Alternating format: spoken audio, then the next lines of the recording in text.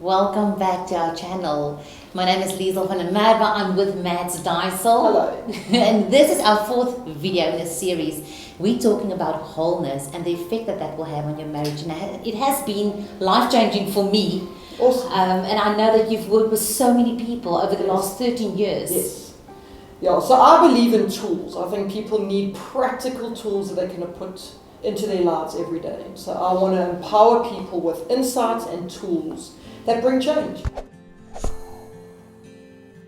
So this is what you're going to get from this video. You're going to get impact, you're going to get change, you're going to get tools that will help you uncover this wholeness. In the previous videos, we asked the question, what is wholeness? We talked about needs. Yes. We talked about your experience with your primary caregiver while growing up.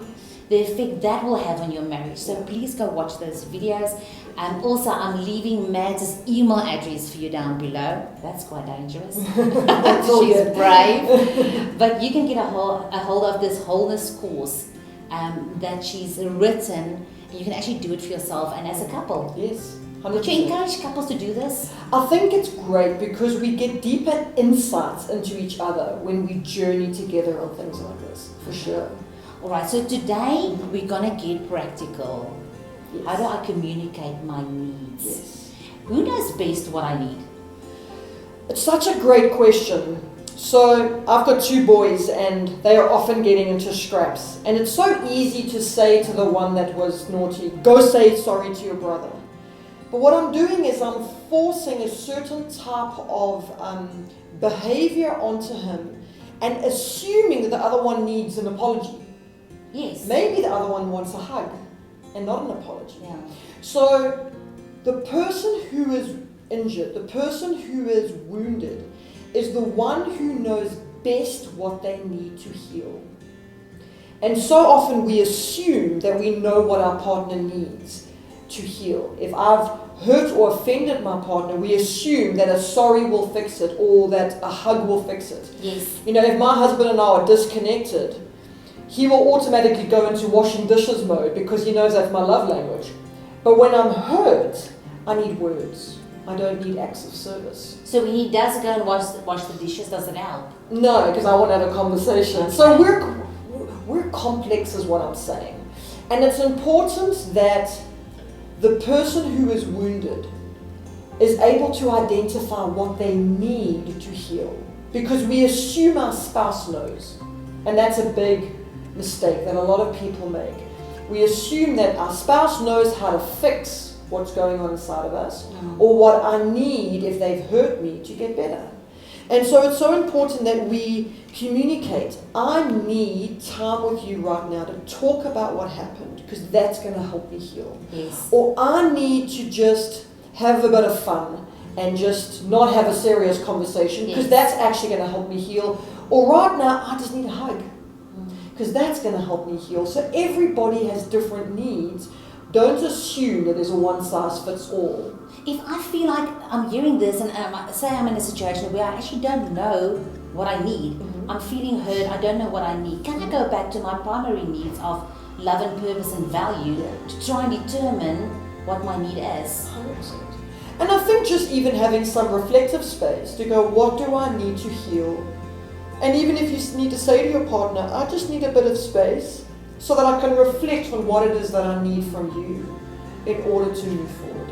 Isn't that beautiful? To give yourself that grace that you can reflect. Yes. Can my spouse play a part in this healing journey of mine? 100%. One of the things I say to spouses, even in the counselling room, you know, sometimes people come for counselling, they're married, and I'll say, bring your partner in. There's something powerful that happens when your partner has a deeper understanding of the wounds and injuries of your heart. Because then they have a better insight into the role they can play in your healing. You know, Lisa, for example, if you had a broken arm, okay, and you walked into the room and I came and I gave you a hug on your arm, you may react because you're in pain. But if you had to say to me before you walked in, hey Madz, I've just had operation on my shoulder. Yes. It's very tender. Please don't hug me. Rather, just give me a handshake. My understanding of your injury will shift how I behave around you because I'm wanting to care for your injury. Yes. Now, our hearts are no different, except we can't visually see the injuries. So we step into our spouse's lives, we accidentally step on injuries and wounds, we trigger and activate them. But because we have no idea of the wound there, we have no ability to be empathetic or to shift our behavior. We generally just react back. Yes. So one of the things I encourage spouses is to invite each other into your stories, especially your stories from your childhood. To invite each other into those stories we're telling ourselves. I grew up with a mom who was a little bit narcissistic in her personality, and there was elements of her behavior that when she was disconnected from me emotionally, she would give me the silent treatment. She would ignore me for weeks on end. And so my husband's tendency when he's stressed at work or whatever it is he sometimes goes into his turtle, into his shell. So he'll just shut down because he's trying to process stuff. Yes. But it triggers the injury of abandonment or neglect from my mom, of feeling unseen. Now, if he doesn't know that story, he's not going to understand what's being triggered inside of me.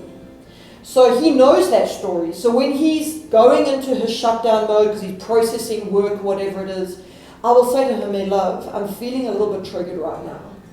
That feeling of being unseen I experienced with my mom is being triggered right now because you're in shutdown work mode, Yes. or whatever's going on inside of your world. Can you just say something to me that shows me that I'm still seen by you?" Now, that's a healthy way of doing it. An unhealthy way would be to start nagging. Become like little yapping Jack Russells. "Do you see me? Do you see me? Why are you ignoring me?" And spouses do this because they don't know how to communicate. I think women are typical, what we call hailstormers, and men are typical turtlers. And so what we do is, instead of communicating the need and the hurt, we react with the defense and the self-protect. It's the way I behave that's trying to protect myself from feeling further pain. But it actually doesn't help. Instead of just going, "Hey, you know my story, you know what triggers me, you know where those wounds are. You know those fears of being unseen, unvalued. I'm being triggered now. This is what I need from you." And so just inviting people into our stories, into our wounded spaces, can help our partner know what they need to do in terms of playing a role that can help our healing journey. That makes a lot of sense. But okay, now I've got a question. Yes. Because I've done this wholeness course and I now know how to communicate my needs to you. So I'm saying to my husband, "You know what? You know my story," and he doesn't have the capacity 100%. so now I'm getting more hurt because Yes. he's just rejecting me another time. So if he does not have the capacity or she does not have the capacity, What do we do? What do we do now? Great question. So again, we need to go back and hold the tension of the lens that Scripture says we all fall short of God's glory. In other words, we're all fallen. Okay. So sometimes our spouses don't have capacity to give me what I need because of their own brokenness or their own woundedness. If my husband's in a car accident and he's in ICU, I cannot expect him to put a light bulb in for me. He's in ICU. Sometimes we're in emotional ICU, we don't have capacity. And remember, our spouse is also part of creation. It's part of the desserts of life. It cannot be our main meal. It cannot be our primary source. If we want to walk journeys of wholeness, our journey of wholeness has to start first with identifying what is the crucial need in me, and ultimately understanding the root source of that crucial need, which is a relationship with God. The more I grow my identity in Christ, the more I sit under the truth of His Word, knowing I'm loved, knowing He has a purpose and a plan for me, knowing my value is based on the work of Christ on the cross. When I understand who I am in Him, if my partner doesn't have the capacity to give me what I need, I'm not left with nothing. because I still have my main meal, I still have my source. I know the truth about what God says about me.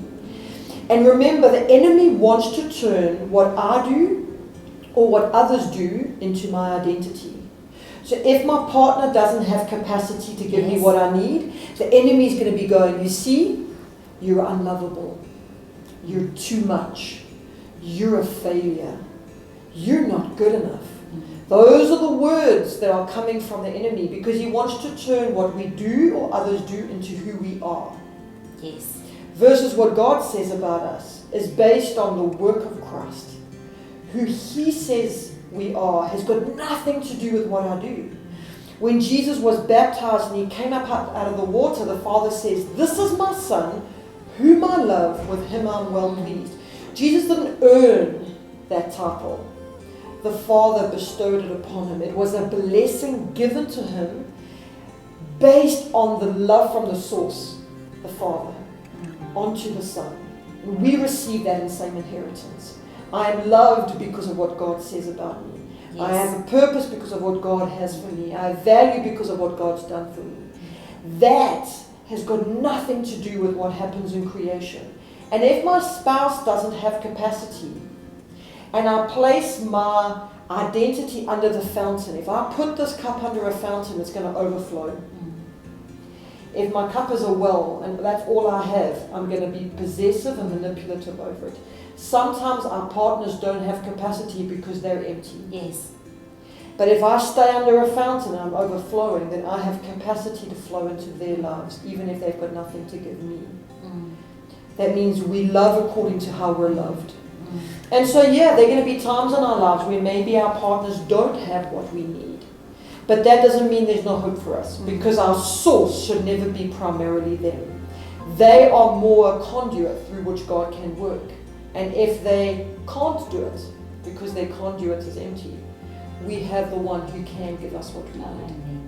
Isn't that awesome? I hope you really love this journey that we had with Madz. And if you haven't watched any of the other videos, please go back, follow the links, go watch it, because this is it's a 4-part process that you've got to work through each and every video to get a little bit closer to that wholeness and to understand that you can be the victor in your own story, that the story you tell yourself is based on your Creator, to going for your thirst to your Creator and not creation. And this is going to change your life. So go watch the videos again, get a hold of Madz, get a hold of the Wholeness course, and know that you matter enough to get this done, and that your marriage matters enough. Leave an amazing legacy, Madz. Thanks so much. Wow, what a journey. I've learned so much through this whole process. It's definitely had a massive impact on my life. So I want to honor you for that, and just thank you for doing that. You're welcome. It's been such a privilege to be here. Thank you. Thanks, guys. We see you in the next video.